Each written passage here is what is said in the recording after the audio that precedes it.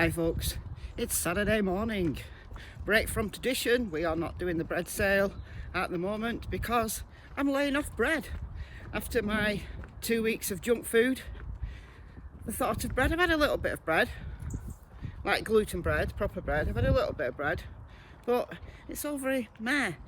My body isn't really, it's not really happy with it. Like psychologically, physically, I'm sure it will be fine, but psychologically, you know what? I want to rid myself of all of that junk food, the thought of it, the thought of the feeling of it, the mock meats, refined foods, Let's do a little bit of whole food recuperation. So that's exactly what I'm doing. Kind of semi-decide to take another one for the team and try Subway meatless marinara, whatever it's called, meatless meatball marinara. But guys, nah, even the thought of it, nah, not doing it. Sorry, not even for you guys.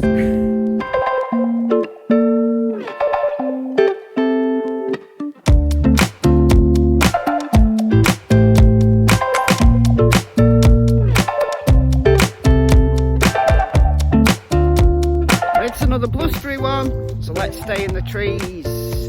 And you can thank the YouTube suggested bar for this video. Gave me a great idea for a topic. A couple of nights ago I watched a little kind of documentary stroke little film thing about a man who, as some kind of personal challenge, decided to go and live on a desert island somewhere in the middle of the Pacific Ocean for 300 days, all on his own, to see how he cope, I guess. So he took with him a solar panel so he could charge his cameras, because he was filming the whole thing.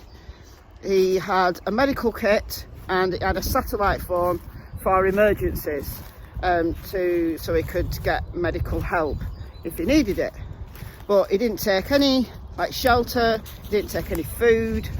He was surviving completely on his own. What happened to him?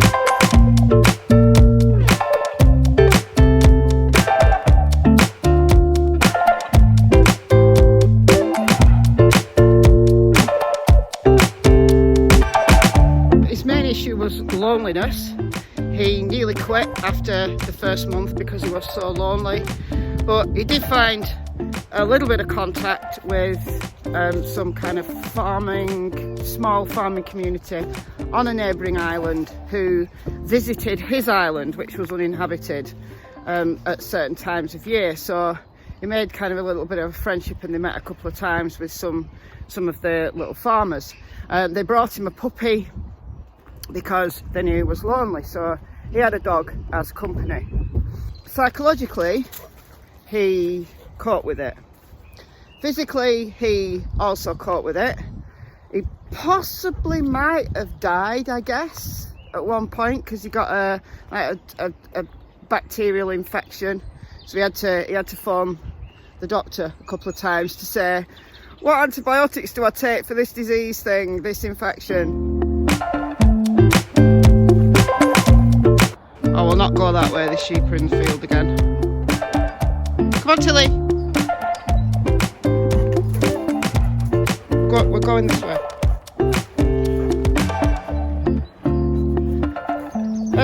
Where's your collar there? Where's your collar there? Interesting as all of that is, how does that relate to veganism? How does that relate to the stuff I talk about on this channel? Well, food. Now he's in the middle of Pacific Ocean on a desert island that had loads of food on it, right? Loads of fruits, coconuts, etc. But he didn't know the lie of the land. So in the first few days while he was building himself a shelter, he was fishing. So he had some success in catching fish.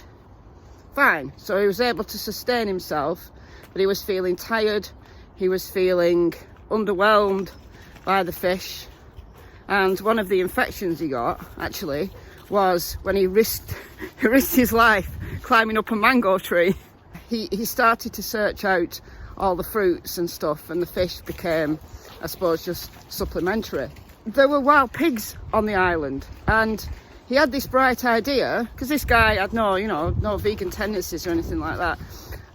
What this guy had the idea of is setting a trap for a pig. So he was going to build a hole, and a pig was going to fall down the hole, get trapped, not be able to get back out, and then the next morning he could go along, kill the pig, and hey presto, have lots of pork. The way that Sean Baker talks about the hunters of old who used to trap woolly mammoths. Well, it worked.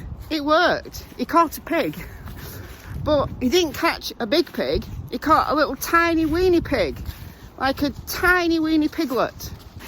He fell in love with this piglet. Not in that way, don't worry, not in that way. He brought this piglet up. So instead of fattening it up for food, it followed him and the dog around. It became part of this little family.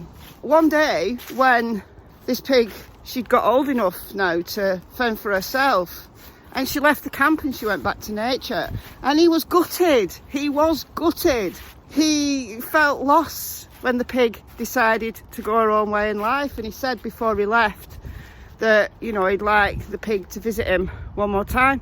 Does that sound like a natural predator to you guys? Does it? This little pig, did she change his life though?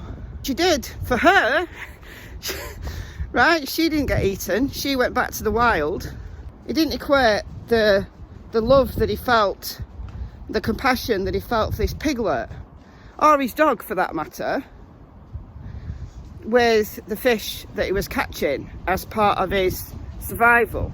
I've said this before on this channel, fish are so far removed from us in terms of behaviour, looks, the opinions people have of fish is that they're not as intelligent, they're not even sentient. Some people feel they're not even sentient, as are mammals. Maybe that's what he thought. Maybe. He didn't talk about that, but maybe. But when his friend came to pick him up, and his friend spent a few days on the island with him so that they could film together, this friend had brought dried meat in like packets, and he happily ate this dried meat that was from a mammal. I don't know what kind of meat it was, but it was from a mammal. So the love that he felt for this piglet and the sparing of that piglet's life didn't equate to giving up any other meat. And I thought that was really interesting from a psychological point of view. So is this guy unusual? That he could section off, friend versus don't care about anybody else from that species. Don't care that anybody else of the pig family or the cow family are exactly the same as the little pig that he rescued, that he got to know. Well, no, it's not. We all do that. We all have that ability as human beings to do that.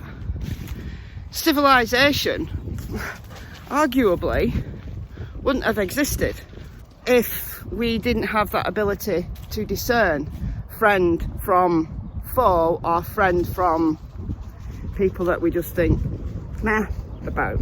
As someone who's taught evolutionary psychology, I'd go so far to say that those early humans who were able to discern friend from non-friend had an evolutionary advantage, right? If you are incredibly trusting, like the dodo, if you are incredibly trusting of everybody, right, in a survival situation, as our early ancestors would have been, then you're probably going to get eaten or killed or maimed in some way.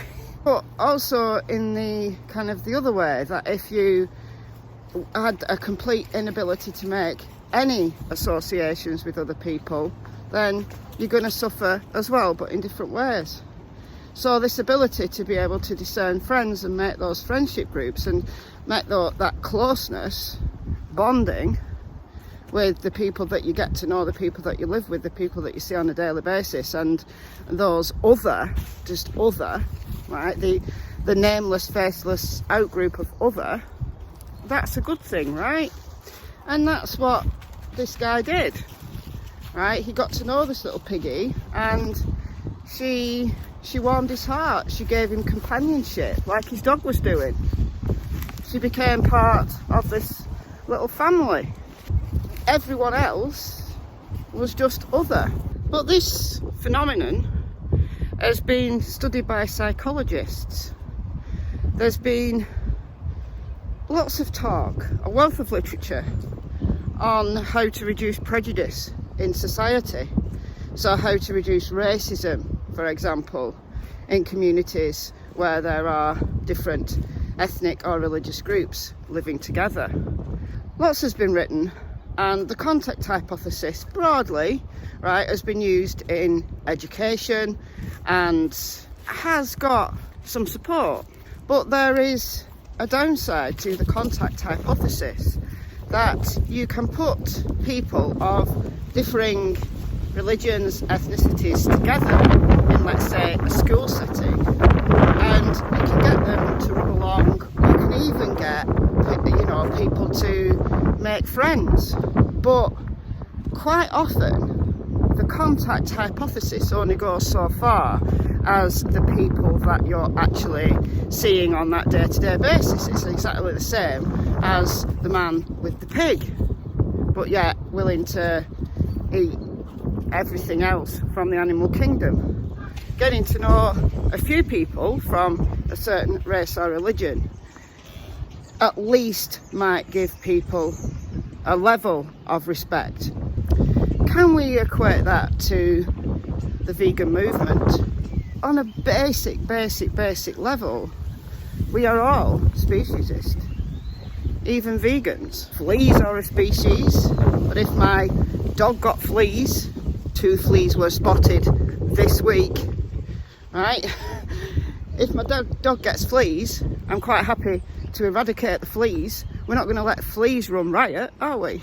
So that's speciesist, right? And of course that is something that vegans get cast against them, right? You know, it's the appeal to futility. Well, you're willing to kill fleas, therefore why aren't you willing to eat pigs? Why aren't you willing to eat cows? Aren't you a hypocrite? Well, perhaps that's because I've been able to generalise the feelings of compassion that man had on that desert island towards his pig to all of those within that same species. Like, I'm able to generalise my sense of respect for people of different religions. Isn't there a similarity there that is beyond just a mere interesting coincidence? In conclusion, what I'm saying is that we all have the ability to be prejudiced. We all have the ability to be speciesist as a result, perhaps, of that discernment that we evolved to have. But we also all have the ability to expand our horizons, to view people and situations, and yes, even animal species, in a different way to that in which we originally intended or grew up to have, grew up to be, the socialisation that we've had. Why did that man not generalise to every other member of the pig species? I don't know. Not thought it through. Maybe he just needs someone to point those things out to him. And that's what the vegan movement does. It points out to people the hypocrisies that they may not even realise they have. And it encourages people to think more deeply about the things that they're consuming, to be more mindful about the things that they're consuming. That once upon a time, that burger was once a living, breathing, sentient creature that had a desire to survive, just like that little piggy did on the desert island. That's all I've got for you today, guys. Just a series of observations. Hope you found it interesting. I'll leave a link to the 300 days film down below so you can check it out for yourself. Subscribe to the channel if you've not done so already, and I'll speak to you tomorrow. Bye guys.